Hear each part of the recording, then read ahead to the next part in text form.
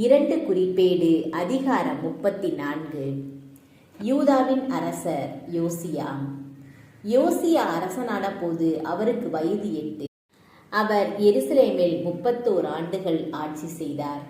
அவர் ஆண்டவர் திருமுன் நேரியன செய்து தன் மூதாதை தாவீதின் வழியிலேயே நின்று நெறிமுறை வழுவாது ஒழுகினார்.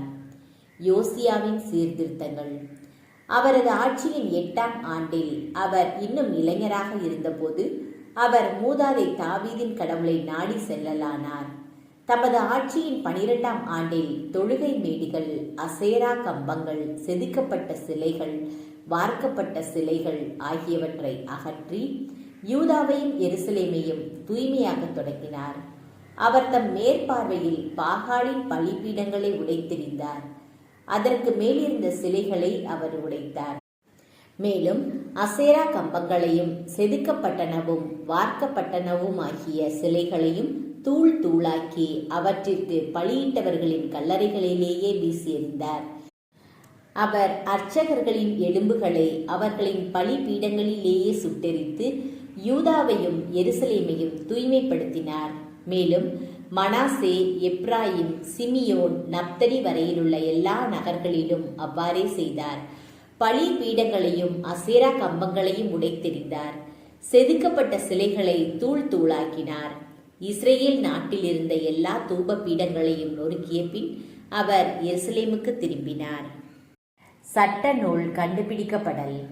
இவ்வாறு நாட்டை தூய்மையாக்கிய அவர் தம் ஆட்சியின் 18ஆம் ஆண்டில் அவர் தம் கடவுளாம் ஆண்டவரின் இல்லத்தை செப்பனிட அட்லியா மகன் சாப்பான், நகரின் ஆளுநர் மாசேயா, பதிவாளர் யோவாகு ஆகியோரை அனுப்பினார். மனாசே, எப்ராயிம், எஞ்சியிருந்த இஸ்ரேல் ஆகியோரிடமும் மற்றும் யூதா, பென்யமீன், எருசலேமில் வாழ் மக்கள் அனைவரிடமிருந்தும் வாயிற்காவலர் ஆகிய லேவியர் சேகரித்த பணத்தை அவர்கள் கோவிலுக்கு கொண்டு வந்தனர். அவற்றை தலைமை குரு இல்கியாவிடம் ஒப்படைத்தனர். அவர்கள் அதை ஆண்டவரின் இல்ல மேற்பார்வையாளரிடம் அளித்தனர். அவர்களோ அதை பணி செய்வோரிடம் கோவிலை செப்பனிட்டு செம்மைப்படுத்துமாறு கொடுத்தனர். அவர்களே தச்சருக்கும் கொத்தருக்கும் பணம் கொடுத்தனர். யூதாவின் அரசர்கள் அழித்துவிட்ட வீடுகளுக்காக வாங்கப்பட்ட செங்கற்கள், இணைப்பு மரங்கள் ஆகியவற்றிற்காகவும் பணம் கொடுத்தனர். வேலையாள்கள் நேர்மையோடு வேலை செய்தனர். இப்பணியை மேற்பார்வை செய்ய மெராரியின் புதல்வர்களான யாகாத்து, ஒபதியா என்ற லேவியரும் கோகாத்தியரான செக்கரியாவும் மெசுல்லாமும் நியமிக்கப்பட்டனர். இசை கருவிகளை மீட்பதில் திறமை மிக்க லேவியர் எல்லாரும் கூலி ஆள்களுக்கு பொறுப்பாளர்களாகவும் தனித்தனி பணி செய்யவும் அவர்களுக்கு மேற்பார்வையாளராகவும் இருந்தனர். லேவியர் சிலர் எழுத்தரும் அலுவலரும் வாயிற்காப்பாளருமாகவும் இருந்தனர். ஆண்டவரின் இல்லத்துக்கு கொண்டு வரப்பட்ட பணத்தை வெளியே எடுத்தபோது மோசே வழியாக அளிக்கப்பட்ட ஆண்டவரின் திருச்சட்ட நூலை குரு இல்கியா கண்டுபிடித்தார். அப்பொழுது இல்கியா எழுத்தராகிய சாப்பானை பார்த்து, இதோ நான் ஆண்டவரின் இல்லத்தில் திருச்சட்ட நூலை கண்டெடுத்தேன் என்று கூறி அவர் அந்த நூலை சாப்பானிடம் ஒப்படைத்தார். சாப்பான் அந்நூலை அரசரிடம் கொண்டு வந்து அவரை நோக்கி, உம் அலுவலர்களுக்கு நீர் கட்டளையிட்டவை அனைத்தையும் அவர்கள் செய்கிறார்கள். ஆண்டவரின் கோவிலில் சேர்ந்த பணத்தை அவர்கள் எடுத்து அதிகாரிகள் கையிலும் பணியாளர்களின் கையிலும் ஒப்படைத்தனர் என்றார். எழுத்தர் சாப்பான் மீண்டும் அரசரை பார்த்து, குரு இல்கியா என்னிடம் ஒரு நூலை கொடுத்தார் என்று கூறி அதனை அரசருக்கு படித்து காட்டினார். அரசர் திருச்சட்ட நூலை படிக்க கேட்டபோது தம் ஆடைகளை கிழித்து கொண்டார். பின்னர் இல்கியா சாப்பான் மகன் அகீகாம், மீகாவின் மகன் அப்தோன், எழுத்தர் சாப்பான், அரச அலுவலர் அசாயா ஆகியோரை பார்த்து அரசர், கண்டெடுக்கப்பட்ட இந்நூலில் எழுதியுள்ளவாறு நீங்கள் சென்று எனக்காகவும் இஸ்ரேல் யூதாவில் எஞ்சியுள்ளோருக்காகவும் ஆண்டவரை மன்றாடுங்கள். ஏனெனில் இந்நூலில் எழுதியுள்ளவாறு நம் மூதாதையர் ஆண்டவரின் வாக்கிற்கிணங்க நடக்காததனால் நம் மேல் ஆண்டவர் கடும் சினம் கொண்டுள்ளார் என்று கூறினார். இல்கியாவும் அரசை சார்ந்த மற்றவர்களும் அசுராவின் பேரனும் தோக்காத்தின் மகனும் ஆடையக மேற்பார்வையாளனுமான சல்லூம் என்பவனின் மனைவி குல்தா என்ற இறைவாக்கினரிடம் சென்றனர். எருசலேமின் 2ஆம் தொகுதியில் குடியிருந்த அவரிடம் இது பற்றி பேசினர்.